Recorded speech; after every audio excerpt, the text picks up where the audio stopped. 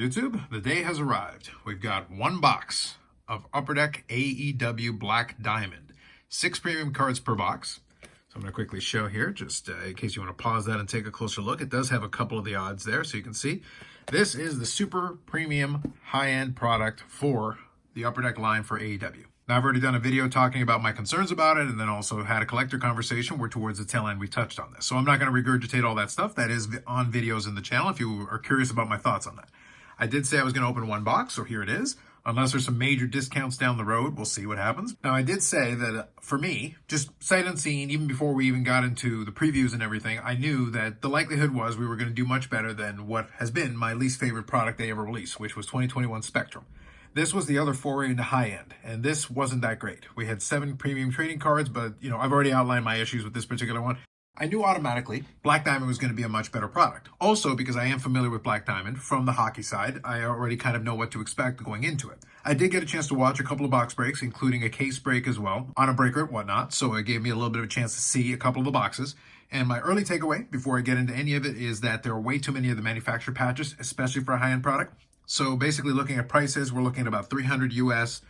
For me, it was $350 plus tax on this one, Canadian. So from my perspective, that's basically the cost I'm looking into it. So basically, I'm calling it $400, give or take.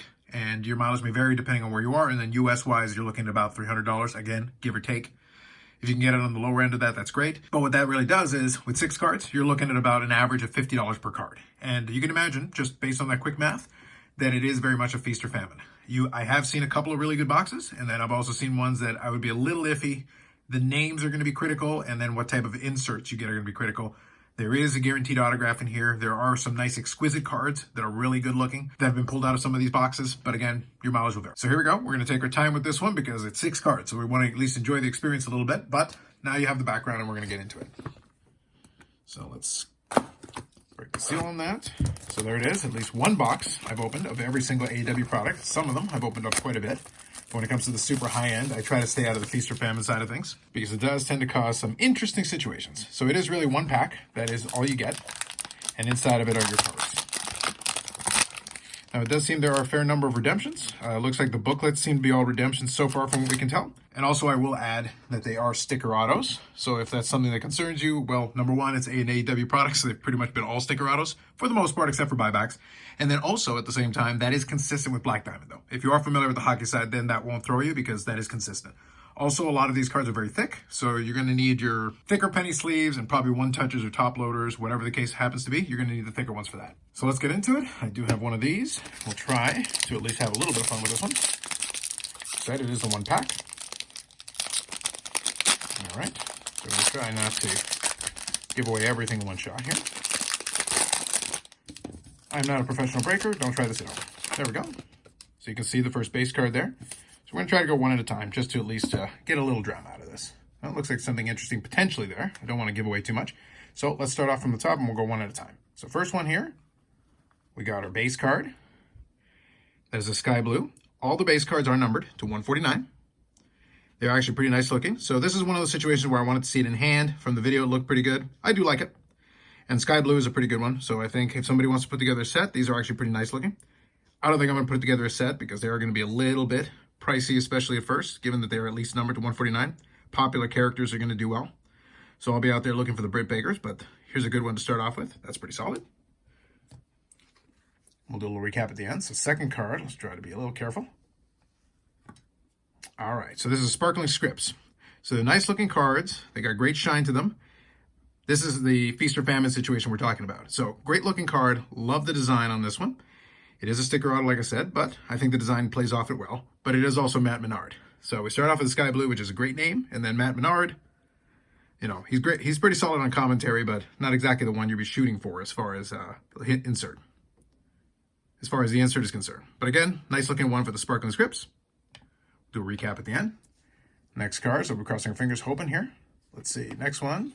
So this is one of the things I was talking about. So a lot of these manufactured patches. So here is main event logo patches, Revolution, Bryan Danielson. It's a good name. And you see thick card there because it is a manufactured patch. But it is a manufactured patch. And these were basically, you had manufactured patches for box hits on flagship.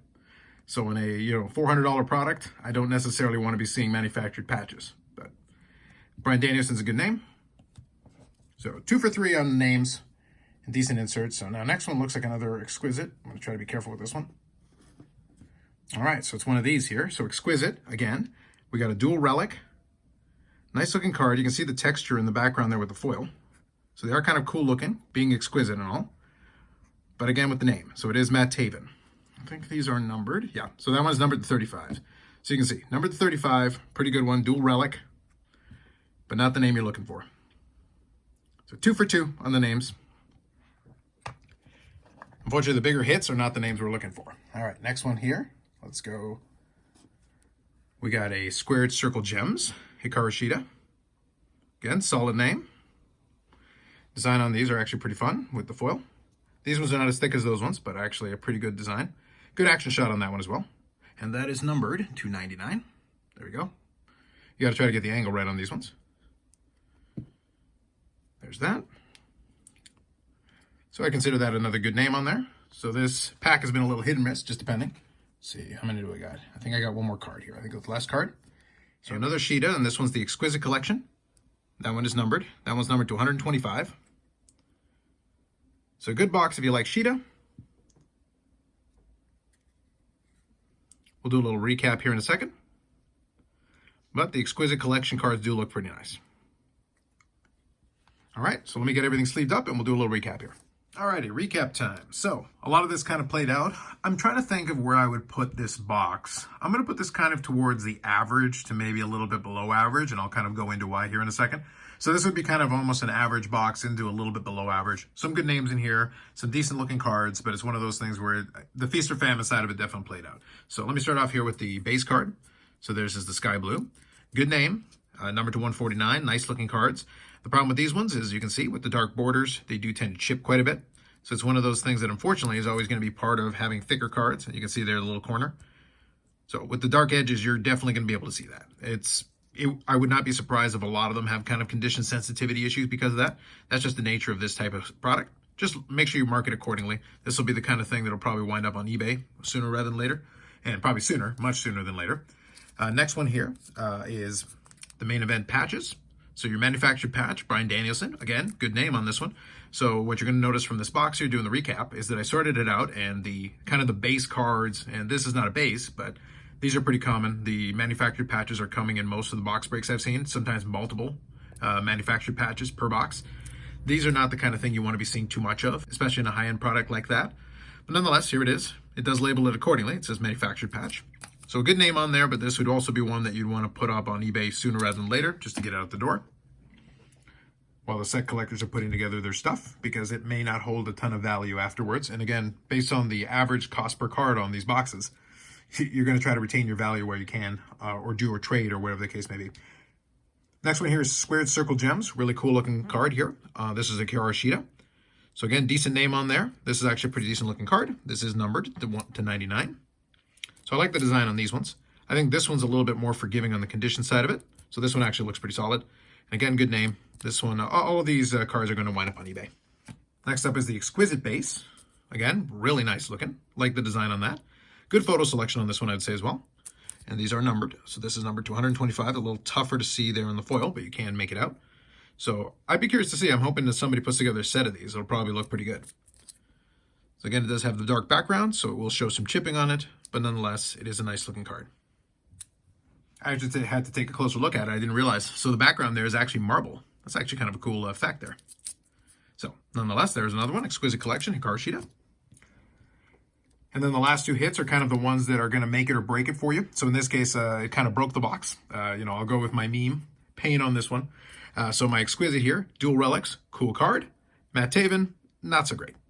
And decently numbered as well. So it is a good looking card. I like the design on that. And that is numbered to 35, so pretty solid on that end of it. But that's kind of where the solidness on this particular break ends. So we did get a dual relic, but not exactly the name we were looking for. And then last here is the Sparkling Scripts, which is probably one of the nicer, one of the standout autographs versions of this. But it is Matt Menard. So there it is. But these are really nice looking in hand. I think the shine on the background actually really stands out on these ones. And overall, I think design-wise, they did a good job. Since it is a sticker auto, they created a nice window there for the sticker to be in. But there it is. So I think overall, here are your hits, so to speak. There's your Matt Menard. And then, you know, the Exquisite Taven has to be one, just because it is an exquisite. And then probably, honestly, I would say, it's actually tough. I'm gonna say the squared circle gems of Sheeta, just because I like the design on that. There are some parallels to it as well, but no such luck on this one. So there is my one box of 2024 Upper Deck Black Diamond AEW. I will not be opening another one of these boxes unless it comes up at discount. Is it better than 2021 Spectrum? By leaps and bounds. It's not even close. It's one of those things where I kind of mentioned and I ranked these sets a little while back in a video. 2021 Spectrum falls at the bottom of the totem pole for this. Just having exquisite cards, just having some of these nice designs, having a little bit of variation in photography, because you can see you had Sheeta there and you've got Sheeta here, and you've got two different photos, and that one is an action shot and this one's a nice post shot. So just having some better photography on there immediately pushes it past the other one where you were seeing the same photos over and over again. So definitely a much better product overall. I do like the presentation much better, but the cost is just too high for what it is. For the brand itself and where it is right now, and in terms of the product, if you wind up with a box like this, if it had been closer to that $200 that Spectrum was previously, it wouldn't have felt so bad. But at $400 or right thereabouts in Canadian dollars or $300 US, it's tough to get a box like this because you can pretty much see the results of this. Even without going onto the marketplace, you can pretty much tell where this one's going to go. But nonetheless, I did bite the bullet and took a stab at it. And I'm glad I was able to keep my streak of opening up at least one of the boxes for every single one of these products just to check it out for myself. So hopefully you enjoyed. This was more of a cautionary tale on the box break, but nonetheless, more videos will be coming up on the channel. I may do some other collector conversations where we'll talk about some of that stuff. And I got to keep going back to the hunt to track down some of the singles for myself. So some of these will wind up on eBay sooner rather than later. And hopefully if you do end up getting a box yourself, you have a little bit better luck than I do. I've taken one of these boxes out of circulation for you. So you're welcome on that end. With that said, like if you liked the video, subscribe to the channel. Thanks very much, and we'll catch you in the next one.